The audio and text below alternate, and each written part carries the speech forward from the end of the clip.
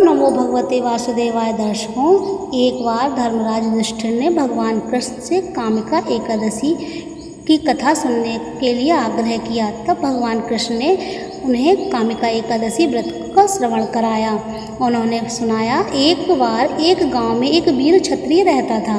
एक दिन किसी कारणवश उसकी ब्राह्मण से हाथापाई हो गई। लड़ाई झगड़ा हुआ और लड़ाई झगड़े में उस क्षत्रिय ने उस ब्राह्मण को मार दिया। अपने हाथों मरे गए ब्राह्मण की क्रिया उस क्षत्रिय ने जब करनी चाही तो वहाँ के जो ब्राह्मण थे उन्होंने क्रिया में शामिल होने से मना कर दिया।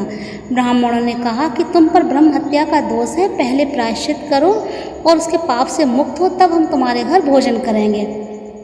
इस पर क्षत्रिय ने पूछा कि इस पाप से मुक्त होने के क्या उपाय हैं। तब ब्राह्मणों ने बताया कि श्रावण माह के कृष्ण पक्ष की एकादशी को भक्तिभाव से भगवान श्रीधर का व्रत एवं पूजन कर ब्राह्मणों को भोजन करा के दक्षिणा के साथ आशीर्वाद प्राप्त करने से इस पाप से मुक्ति मिलेगी।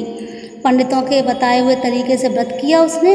इससे उसके जो पाप थे वो सब समाप्त हो गए। भगवान ने क्षत्रिय को दर्शन देकर कहा कि तुम ब्रह्महत्या के पाप से मुक्त हो गए हो। तो जो लोग कामिका एकादशी व्रत करते हैं उन्हें ब्रह्महत्या का जो पाप होता है उससे मुक्ति मिल जाती है और इंसान इस लोक में सुख भोग कर प्राणी अंत में विष्णु लोक को जाते हैं। और कामिका एकादशी के व्रत से जो व्रत करता है उसे वाजपेयी यज्ञ का फल मिलता है। जो एक वाजपेयी यज्ञ का व्रत जो यज्ञ होता है, जो उसे करने से जो पुण्य की प्राप्ति होती है, वही फल कामिका एकादशी का व्रत करने से होती है। तो ये था महात्म और व्रत कथा कामिका एकादशी। और इसका जो पारण का समय है कामिका एकादशी का वो है 14 जुलाई।